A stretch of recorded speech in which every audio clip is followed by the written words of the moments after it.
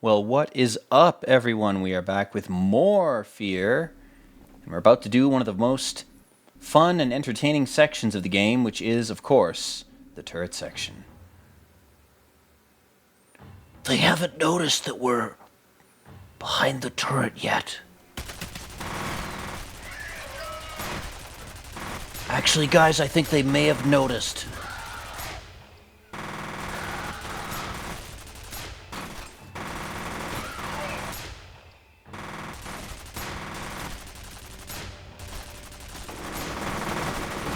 It's like that scene in Aliens where the ammo's running out. Oh, fuck. God damn.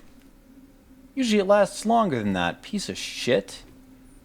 Must have been made in China.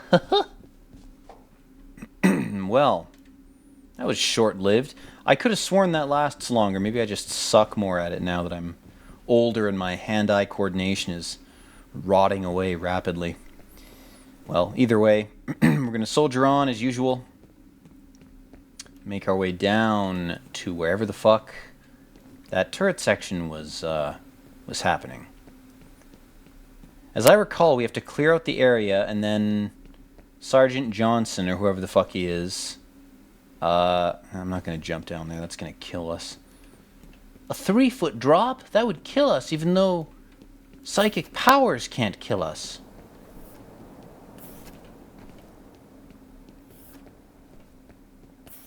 Watch me backtrack for fucking 6 hours and then realize I've gone the wrong fucking way. I think maybe we do have to jump down there. Either way, man, I thought that turret section lasted longer. Maybe I'm confusing it with a future one.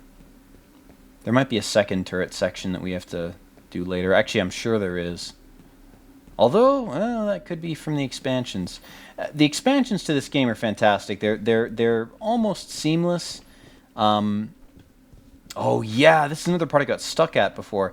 You have to crouch and go through here. That's the trick.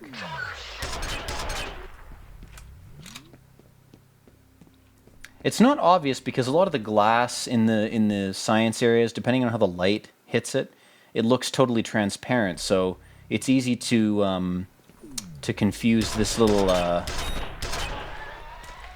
area here with something that you can't progress through. But indeed you can, as we have proven.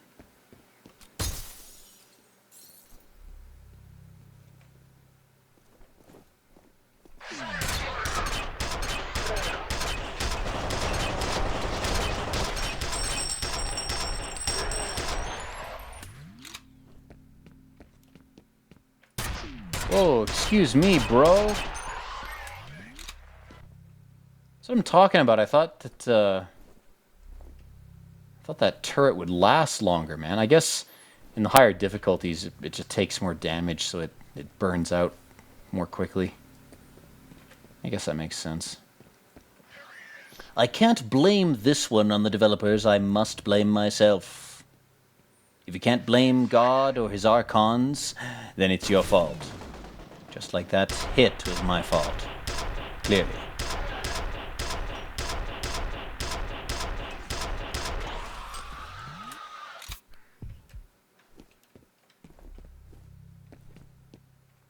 I just realized something. Every time I use a med kit in this, there's like a creepy child sighing sound, like like if you listen to the to the med kit use sound effect, which I don't know how well you guys can hear that because I have the volume turned down for obvious reasons, but that's creepy. I didn't realize that till just now. guys, I've come up with an epic Easter egg for fear. When you use a medkit, it's like Alma is sighing in your ear. It's subtly grooming you to be a pedo. Don't listen to it. In fact, don't even play this game. Alright, these guys are, whoa. God damn, look at that, I pinned his leg to the wall and it fucking, fucking twisted his entire body up. So it's held up by his leg. That's great. God damn. Fucking Ragdoll physics. Back in my day, we had ragdoll physics. It just happened out in the savannah or the forest or the plains, wherever you want to call it. when I shot someone with my Desert Eagle, they would ragdoll all over the goddamn place. My name's Arthur Morgan. I'm a silly, silly man. Oh, bro. You want to give it a minute? Resume dying.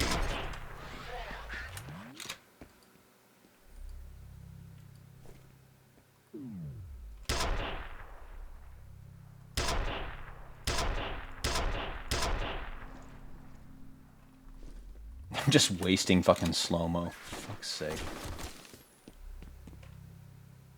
Like, slow-mo is a drug. It's like that, if you want to watch a great movie... Where should I go? How about you go to hell, bro? Oh, wait, you're already there.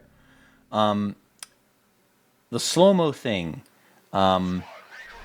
specifically interpreting it like it's a drug, it reminds me of, the 2015 Dread movie. That movie's great.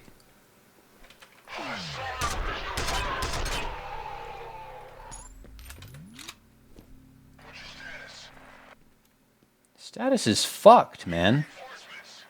Look at this guy. He's fucking crucified up on the wall there. He's perfectly positioned in between those two panes of glass. Very artistic. I'm an artist when it comes to death.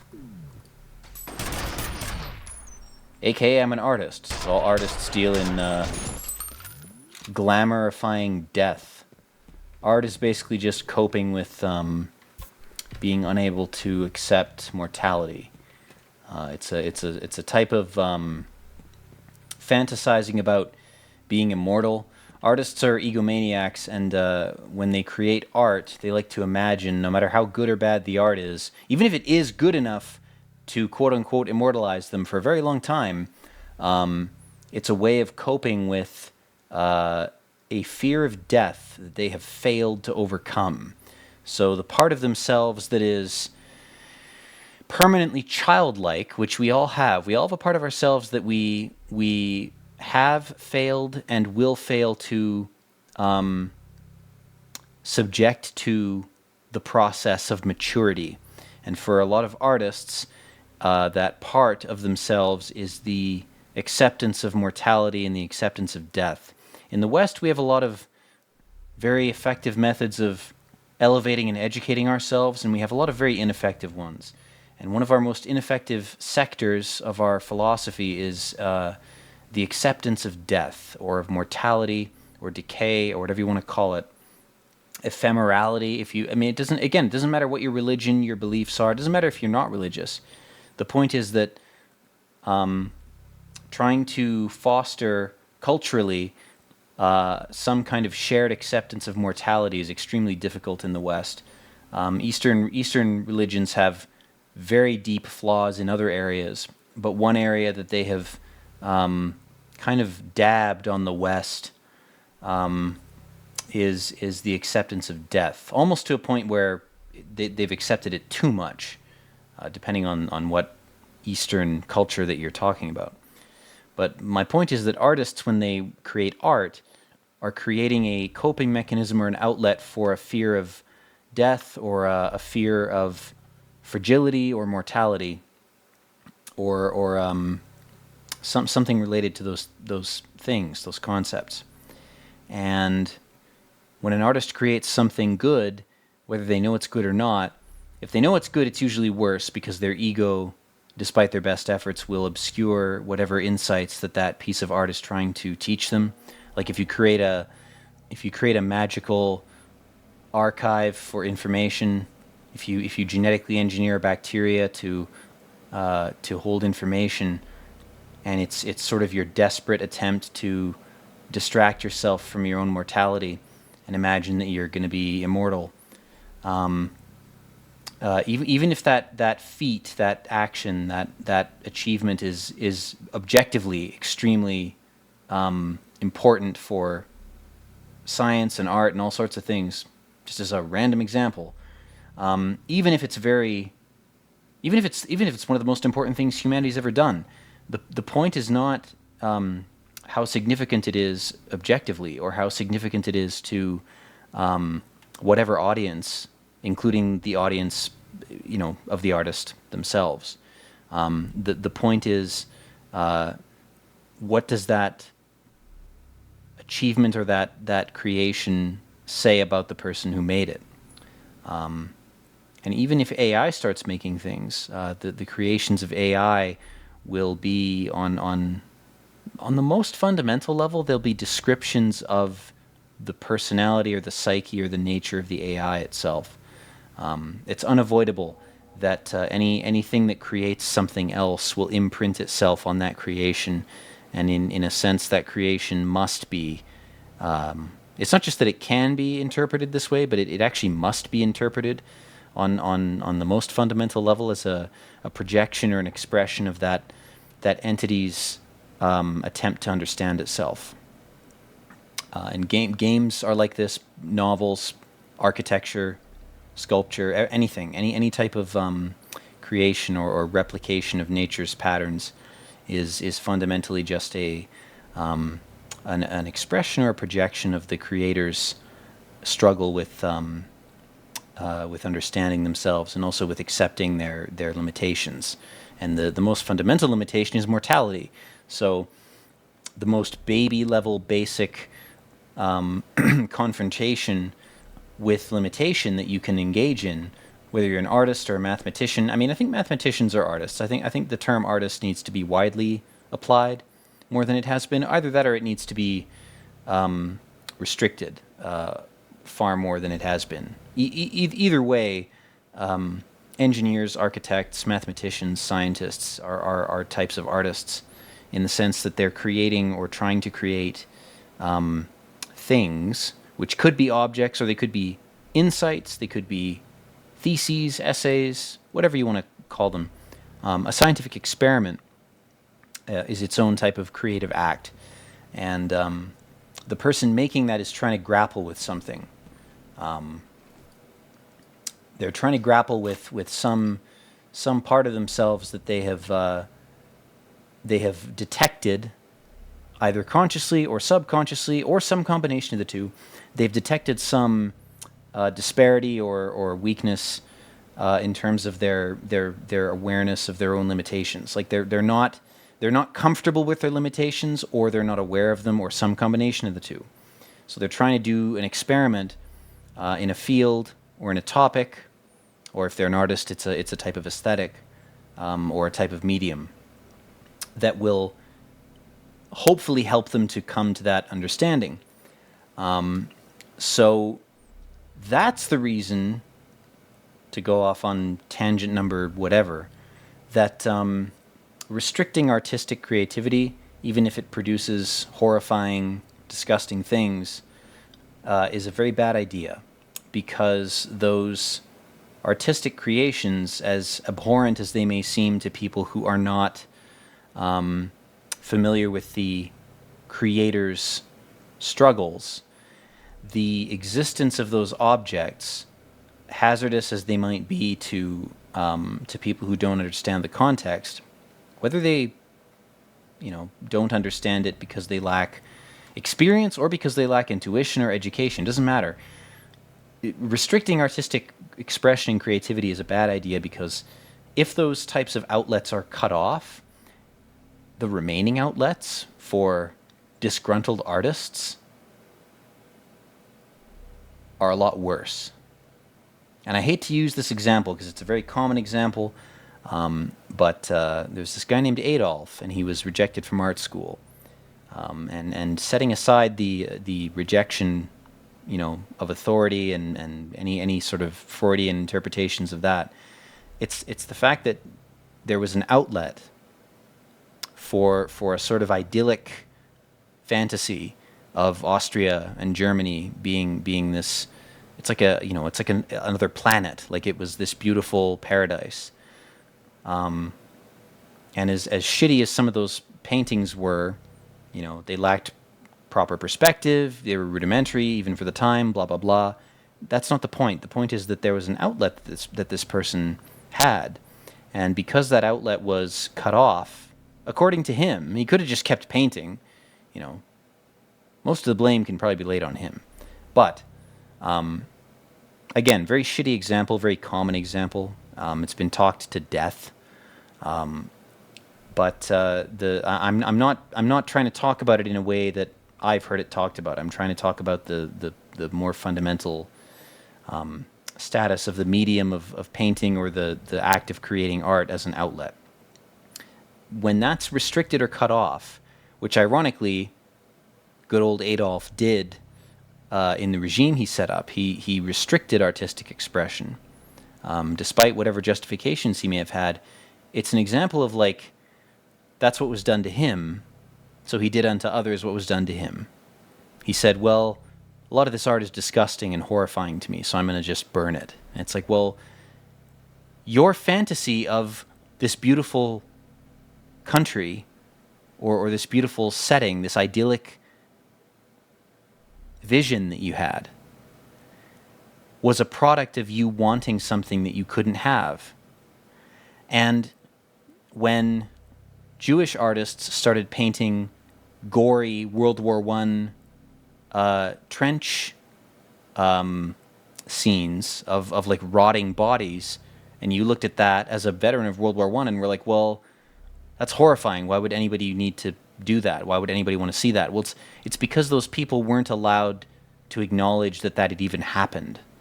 Like, that happened to them, and they hadn't been able to process it, whoever those artists were. And to my discredit as somebody who purports to have studied art or aesthetics or whatever, I can't summon up any names right now, but the point is that there were a lot of artists in Germany in the late 30s who were painting things like that. They were painting World War I gorescapes. A lot like this game, really. I mean, like, look at this, you know? Who would have approved of this? Who would have been killed for just painting this texture of this blood on this arm here, you know? The reason that these things are necessary is because that the people who are trying to process those events in their past actually need to create externalized containers for those thoughts and feelings, and they need to separate them from their inner self, from their psyche, from their consciousness, their soul, from their language, parasite, realm, whatever the fuck you want to call it. Again, use any label you want. If you're an atheist, if you're a Christian, a Buddhist, it doesn't matter. All these terms mean the same thing. That needs to be emphasized. When you reduce or limit or curtail or cut off outlets for expression, what you do is you restrict people with powerful spirits from offloading negative energy into external containers. And when you prevent that from happening, that energy has to go somewhere.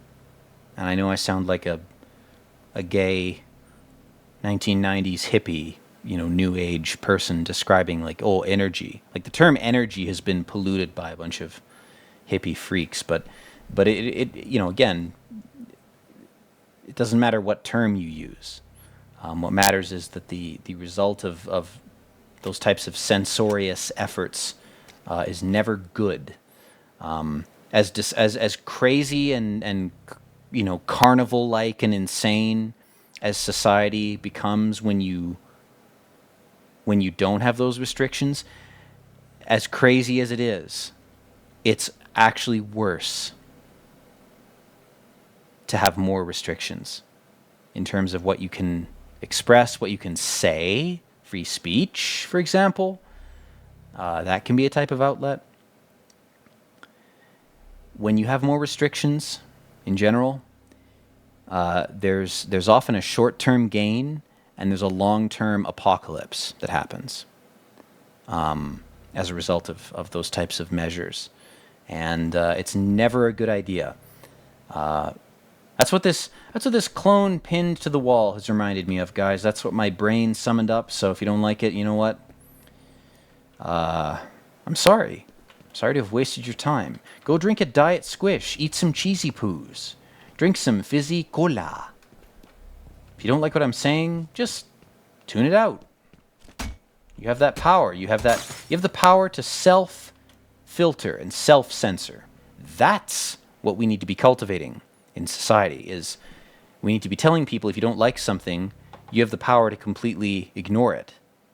But the state should not, or whatever, the religion, the state, the scientific community, whatever body,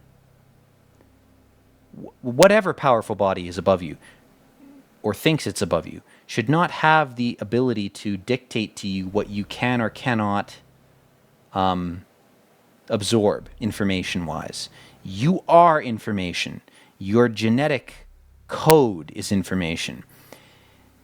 In the same way that you choose to go on a walk and inhale some pollen and have your immune system give you a slight allergic reaction to it, that random basic choice of movement and exposure to a form of information, aka the pollen, that's no different than mediating your own Twitter feed. That's no different than eating a hot dog as opposed to eating a salad. Like, those types of choices and those types of self-determined life paths, those aren't just important, they're vital. They're like essential. Like, when you lose that, society collapses. Anyone trying to argue to you that society is too chaotic and there's too much information, in some cases, it can be difficult to filter things out, and there are countries and cultures that are trying to exercise their own right to self-expression in a way that's very corrosive, and they're trying to flood their enemies with bad information. That's a small price to pay. To be in a cloud of information, some of which is trying to harm you, some of which is corrosive, that's a far better situation to be in than to be in a tiny metal box in a corner and to only have access to, you know, a minuscule fraction of the potential information that could exist. A good analogy would be allergies have gone up in recent decades, past 20, 30 years. And I think the prevailing theory, if it's not prevailing, it should be, as to why this has happened, as to why more people are allergic to strawberries and peanuts, etc., is that not enough young human beings, you know, before age 5, I guess, are being exposed gradually to different types of foods. There's a lot of over-sanitation. There's a lot of mutagens in our water. Those are issues as well. But part of the problem is if you're not exposed to peanuts or strawberries or whatever when you're very young, your immune system can't produce an archive or a catalog of what is harmful and what is good for you when it's in its most impressionable and adaptive state. And your brain is the same way, and it remains the same way until, you know, your mid-30s if you're a guy. If you're a woman, you're already fully mature when you're 16. That's not an insult, that's hell. I would hate to be in that position because it would mean, you know, I'm an adult when I'm 16 and then I look around, oh God, I have to wait another 16 years for the men around me to mature. That's hell. It's hell for guys too because, you know, we're idiots until we're in our mid-30s. Which unfortunately I think is true. But my point is, censoring art, censoring the flow of information, and overly restricting even dietary shit. It's all information, and the more you restrict it, the more you try to play God in terms of cutting off or funneling or redirecting or piping off the flow of information, the worse things will get, because I don't want to say there's like some natural order that's sacred. I think mediation by humans is not a bad thing fundamentally, but I do think that over-mediation, over-curation, censorship, that type of shit, it's almost always bad. Like there's like 2% of cases where it's like, okay, maybe this does need to be controlled a bit or censored. That's like 2% of cases. The other 98%, not necessary. And the fallout of not curtailing the flow of information, while it might seem serious, in the long term, it is far worse to restrict outlets, to restrict information flow, to restrict all these things. So that's my rant for this episode, guys. I'm going to be spotting targets for the rest of this. I'm going to be dying. See, that's the game killing me for... Guys, I revealed the forbidden knowledge to you. The game killed me for it. That's how you know it's the real secret occult knowledge. Because I died. I died to give it to you. I martyred myself. My God, my ego. Alright, let's pick this shit up again. God damn, we have to go back through all this shit? Fuck's sake. Should we vaporize some guys? I guess we could. Again, I'm inclined to save the ammo because we have full penetrator ammo. I don't want to waste. The particle beam stuff is really, really rare. So I like to save it if I can. So we're going to be stingy about it, I think.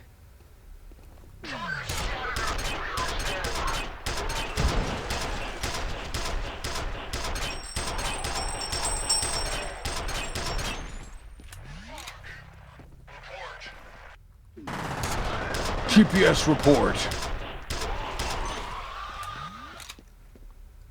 How many pieces of f.e.a.r does he have? My God, he doesn't even have 2! He's running on only 1 piece of f.e.a.r. Yo, I thought you were a dead body, you fucking dickhead. Don't fuck with me. Oh man, this guy's really... He's taking it to the next level.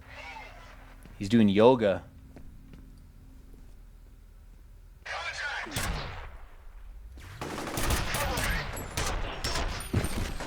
Fuck's sake, man. Now I'm just playing like shit. Fuck. God damn it. Drained my brain on that stupid rant and now I can't fucking play the game. I mean, we could use mines, but with close quarters shit like this, it's usually you end up just wasting the mines. Alright, let's be tactical about this. Let's be tactical.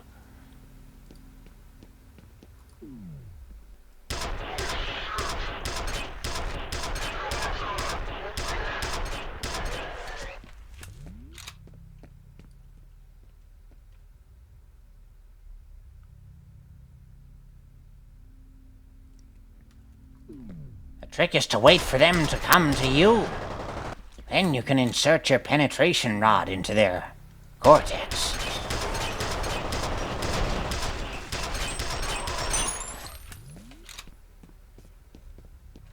Or is that most of you? God damn.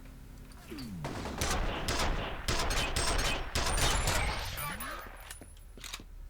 not a sniper. I'm right in front of you, you dumbass. You got a sniper! We got a baked-in dialogue line! Squad, Popeye's chicken tonight? Yes, I think that's the way. Popeye's chicken is the way. The Cajun sauce for the fries? That shit is Kino. But don't leave it in the fridge too long, or it'll smell like vomit. Okay, have we cleared this fucking room? I'm gonna save the fucking game. I don't want to do that again. Okay. We're good, guys. We saved the game. We're safe scubbing.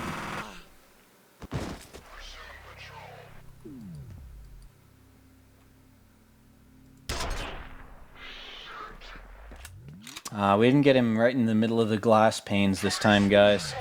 Adolf would be disappointed in our artistic prowess. The chuds are all booing.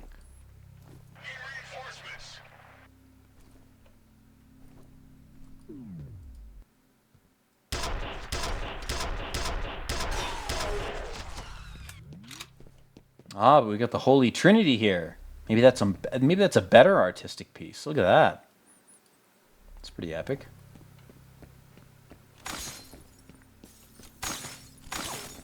Armicam, more like... Fuck you. Alright, let's, what do we have here?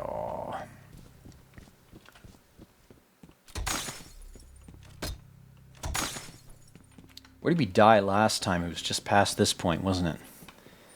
Let's make sure we don't repeat that mistake.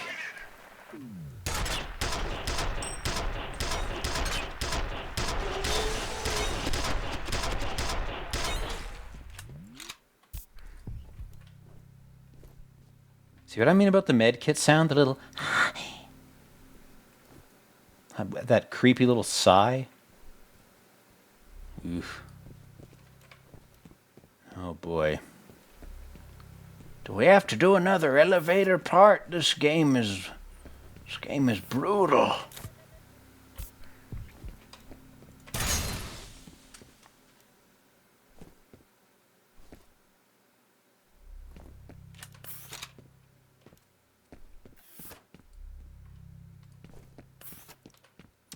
Alright guys, it's elevator time. Let's do this. Oh, it's offline. That's convenient. Fuck do we go then? Well, we could try going through the suicide vent, but you know what? I've already tried that. It doesn't work.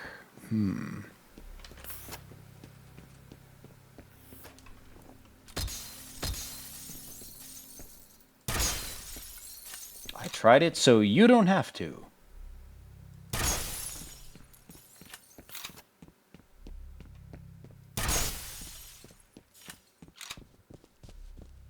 What the fuck is the play here? These doors seem pretty closed off here. Oh boy. I thought we had to press something on the elevators. Maybe we have to do that and I just haven't figured it out because I'm a dumbass. It's probably the that's the most most likely explanation, so we're gonna go with that as the potential explanation here.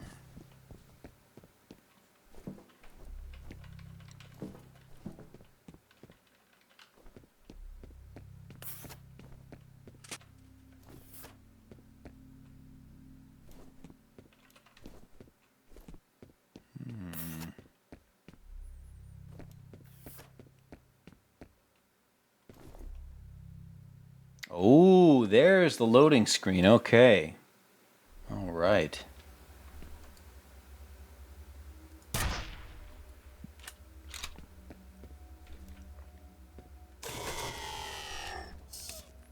Your jump scare don't scare me. I knew that was coming. I played this game too many times. It's like how I've been to this reality 11 times. So I know what the fuck to expect. Even if I don't know it consciously, I know it intuitively.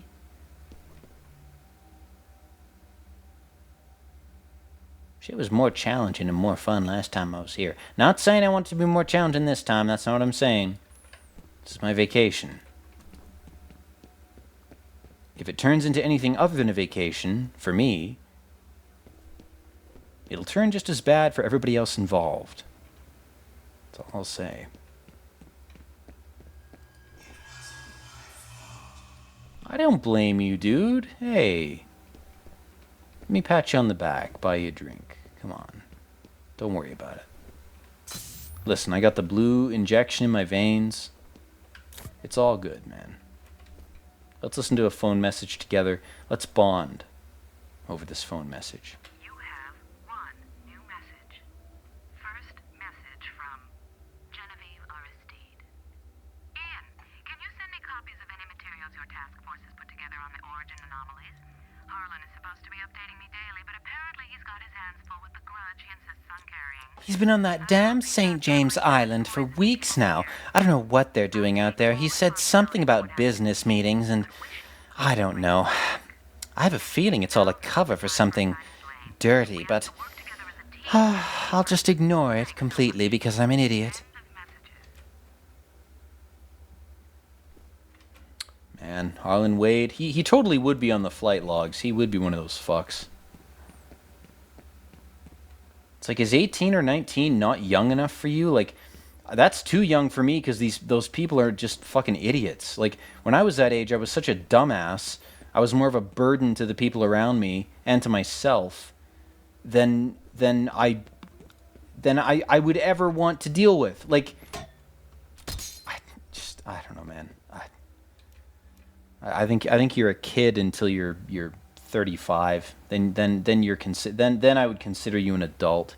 If you're under 35, you're not an adult. I'm only 32, and I still feel like a kid, but I feel less like a kid than I did when I was fucking 29.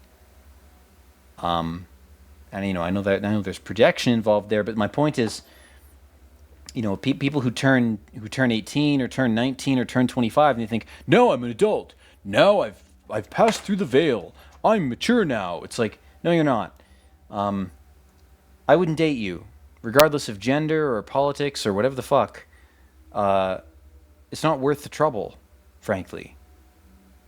I have enough bullshit to manage in my own brain and my own body, to have to deal with somebody else that's not fully stable and integrated and knows themselves. Like, I can't deal with it.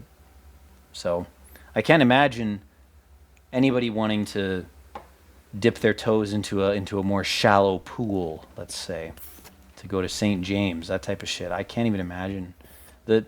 I guess because they're powerful people, it's like, oh well, it's all controlled and mediated and blah blah blah blah blah. It's not a new thing. This has been going on for thousands of years. Acting prudish like like that type of shit is not a, acting like it's a new thing. You're more childish than the people on the island. Those poor fucks. Also, we got Paxton here. He's got blood on his mouth. He really needs to get a baby wipe or some tissues or something going on. He's looking like he's been dipping his head in spaghetti a little too much. If I was to channel Zach Hadel, I'd be like, this guy looks like he's eating spaghetti. He's in the spaghetti labs. This is where they come up with new spaghetti recipes. I'm Zach Hadel. Hello. All right. Let's get ready for that line. Now, what was my prediction for the line? Let's remind ourselves again what my prediction was, because I'm very epic. It was, a war is coming, I've seen it in my dreams. Fire sweeping over the earth, bodies in the streets, cities turned to dust, retaliation. That's what he's going to say at some point. You again. They tried to bury their sins, but instead planted the seeds of their doom. The seeds of your... War is coming. I've seen it in my dreams. Fire sweeping over the earth, bodies in the streets, cities turned to dust. Retaliation. What'd I tell you? That's what he said. I got no life. Please help me. All right. Well, we got the WHMIS. I remember when I was in junior high, there was like a science tutorial session where it was like Workplace Hazardous Materials Information System, WHMIS, and it was like this colorful cube shit, this primary color shit. It's basically for the mongoloids. It's like, do you know primary colors? You can't make yellow or red or blue out of other colors, so pay attention. If your brain is small, look at these colors. They are fundamental, like a triangle or a square. And basically the whole system was like, don't pour sulfuric acid into your dick hole. That will be bad. It was like the most basic shit you can imagine. Unbelievable, man. Like, if this is a colony world and we've been here a while, if it's like Blade Runner with the whole there's a PSA in that movie where some blimp is passing over the city, and it says, a new life awaits you in the off-world colonies, a chance to begin again in the golden land of opportunity and adventure. And the implication with that movie, if you interpret it in a very schizo way, is the moon, our moon, which floated into Earth's orbit in the 12 or 1300s, according to our history, is a colony ship, not for physical things so much as for information. And that information sort of jizzed itself onto Earth and took whatever forms it could cobble together with the matter that was on this rock. And Earth as a colony, conceptually, is an interesting idea. It means that what we're doing here is we're either attempting to stay here as long as we can, in service to some experiment about the longevity of informational implantation in matter in this context, in this, on this planet, whatever. This is if you actually believe Earth is a planet. Otherwise, what I'm saying is, going to sound like, it's going to sound even more nonsensical to you than it would to a normal person. But if Earth is some kind of colony, then it means that us being here is this huge experiment. And as we try to talk to each other about what to do here, we have to use very simplified language because some of us are not fully conscious, some of us are half conscious of what we are and why we're here, and others are totally unconscious. And some of us are never going to be capable of being aware of what we are, at least in our current forms. And why Blade Runner is interesting is there's this idea that the synth people, the replicants, the robots, which are biological in that movie's context, meaning they're a metaphor for people, for human beings. They have a 4-year lifespan, but I don't think even that is literal, because the movie is so focused on memory and the perception of time that it seems to me that if Earth is a colony of some kind, then if we're the colony people or peoples, again, this is all fantasy schizo nonsense. Please don't take this literally. Please, for the love of God, don't think I'm actually serious. I'm riffing. I'm having fun. Chill the fuck out.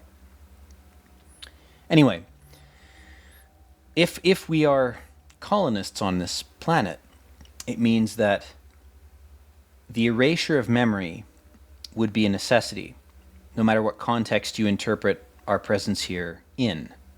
Now, what do I mean by that? Well, we'll start with the lowest context. Let's say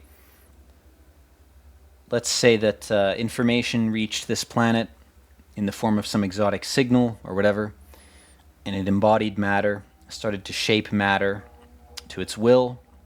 You could call the information itself God. You could say God made the information. Again, none of that matters. The minutiae, the details of that type of shit, it's like debating the nature of the Big Bang. It doesn't matter. What matters is that information arrived on Earth. That's true. That's 100% true.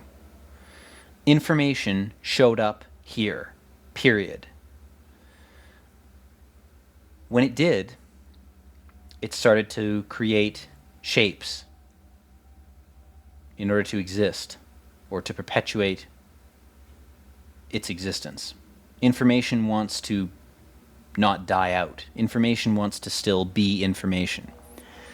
So fundamentally, it started to create life. It turned amino acids and proteins into DNA in small pockets of water in glaciers or in primordial soup or on meteors or whatever. It doesn't. Again, the people debating the origins of this shit, it's like it's like one of the lowest tier intellectual traps to waste your time and attention on. It doesn't matter what the details of that process are. What matters is the process happened. What matters is the process is true. Splitting hairs over how it happened when we all know that it happened, that's insane. So basically, we all are information that arrived here. On the most basic level, primordial soup level. If you go up another level, metaphorically or conceptually, you get to, okay, well, there's religious interpretations that try to be as basic as they can while maintaining their systems of metaphor. So you have the Western apple eating thing, you have religions where the whole world is an egg that we hatched from, you have the Yggdrasil tree, you have all these different interpretations and explanations of things that I can't go into because I'm not an expert on them. But that's sort of the metaphor level. Then if you go up a little higher, you have science. And it doesn't mean, higher level doesn't mean better or more intelligent, it just means different. So science would say, well, you know, if you interpret quantum physics, if you go to the edge of science, it seems that there's different wavelengths of energy that are trying to interact in different ways. And there's a specific way that energy likes to fold or knot itself into shapes that like to be here, wherever here is. And that goes into some very existential territory, you know, the world's a hologram and all that crap. And then if you go a little higher than that, you get to a sort of omni-spiritual, globalist, Gnostic kind of interpretation where it's like, well, you know, Sophia, the true God, was in a state of perfection, which is also stasis, because you can't be perfect and also be changing. Like, if anything's perfect, it can't change. Because if it changed, it would have to become less perfect.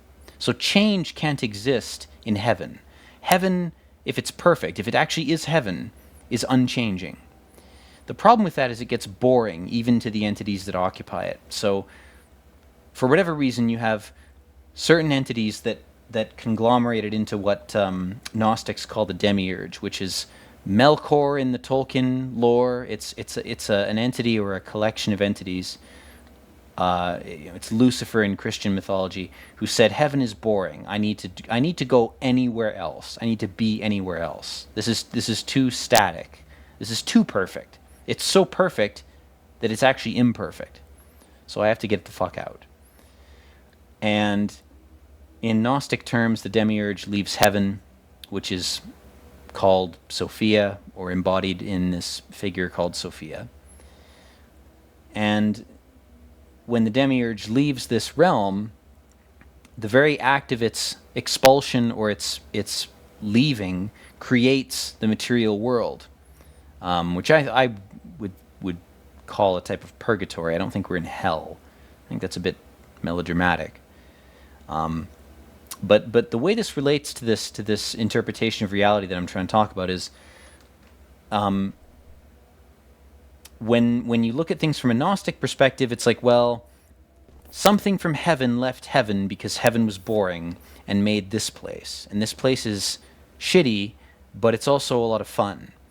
And it's not pure hell, it's not constant torture, but there's enough torture intermittently dispersed, you know, through the mechanism of chaos, that there's random challenges and probability. There's gambling. I mean, it's you know, roulette, carnivals, comedies, that type of shit. All these metaphors have been used a million times to describe what it's like to be here. That's another way of interpreting reality.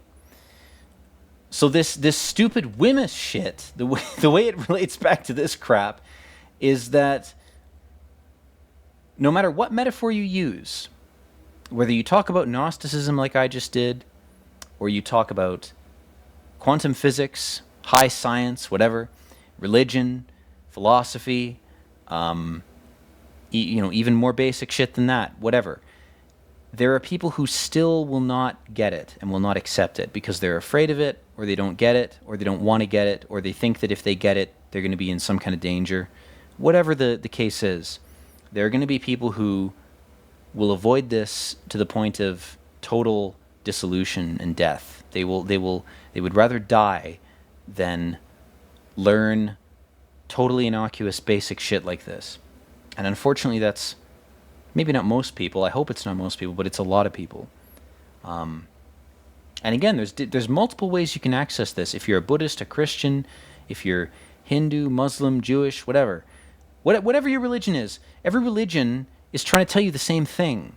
And that's not some globalist cope, like, let's all be the same and then bow to Soros. Like, that's not what I'm saying. I'm saying that every religion has different, distinctive ways of explaining the same problem. And what the globalists want is to control the narrative of conglomeration, which is something that's happening right now for various reasons, mostly economic and demographic reasons. If you're a mystic or an astrologian, you could say it's because we're in the age of Aquarius. Again, multiple explanations, same thing.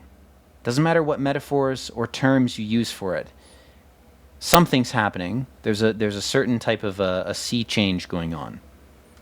And I'm not talking about the shitty back album.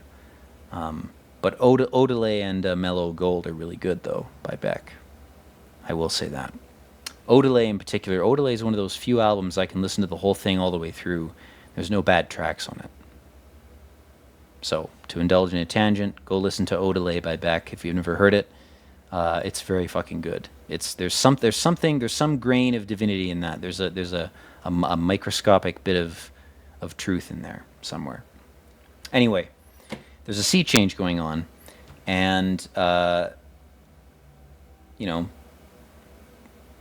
weed being legalized, psyops being cranked up to 11, all these things happening. One could, or one might interpret it as a desperate attempt to wake up as many people as possible as quickly as possible.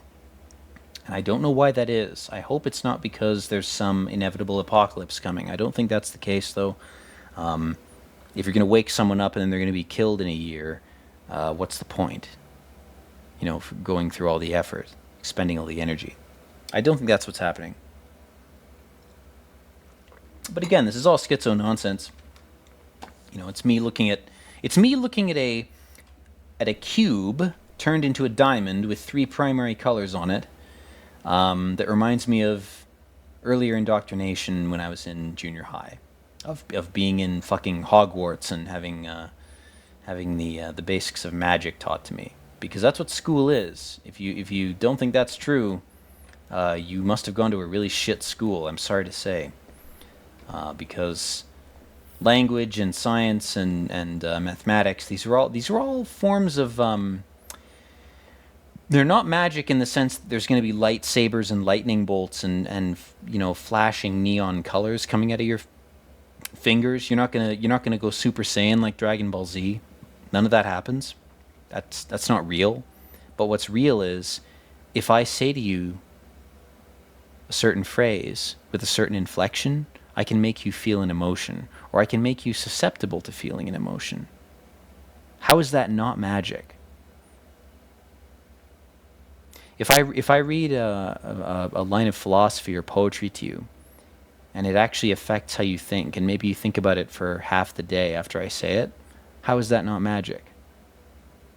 Think about how what you hear does that to you, and build up defenses against it, because a lot of the shit that you're going to hear that makes you feel that way is designed to enthrall you. And the term enthralling is not an accident. There are people who want to hypnotize you to agree with them to the point of perpetuating whatever patterns they're obsessed with. And when you perpetuate those patterns, you wittingly or unwittingly support whatever their deal is, whatever they're interested in. So be very careful. I'm reminded of a quote: "Be careful what you get good at." That's one version of this, where it's like, well, be careful who you associate with and what you get good at, because you will end up unwittingly supporting whatever those things are. You'll end up on the slab right here, like me. The jaundice baby. Here I am, back on the metal slab. I'm so comfortable here. The cold metal, the artificial light.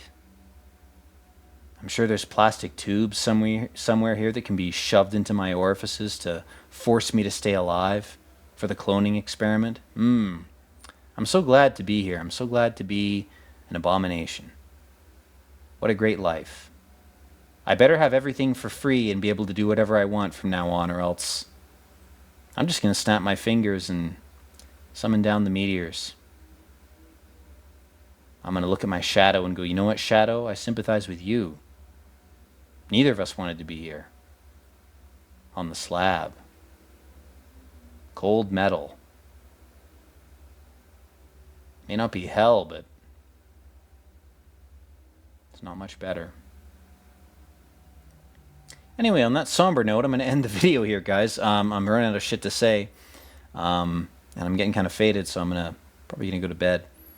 I do appreciate your attention. I appreciate you listening. Hope you enjoy things. I hope you play this game, to be honest. This game is fucking great. Don't let my rants dissuade you or distract you from it. The game is the important thing. The game of life, game of reality. But in particular, this game is very good. If you've never played it, it's useful to allow yourself to be affected by its conceits and little flourishes and illusions. It's a very effective piece of mental reprogramming and editing. It's very good. That's what all art is. All art is, all good art anyway, is an artist or a group of artists trying to help you. Even bad art that's trying to fuck with you, it's so obvious. Most people, it doesn't rise to the top. You won't even see it. Most art, even if it's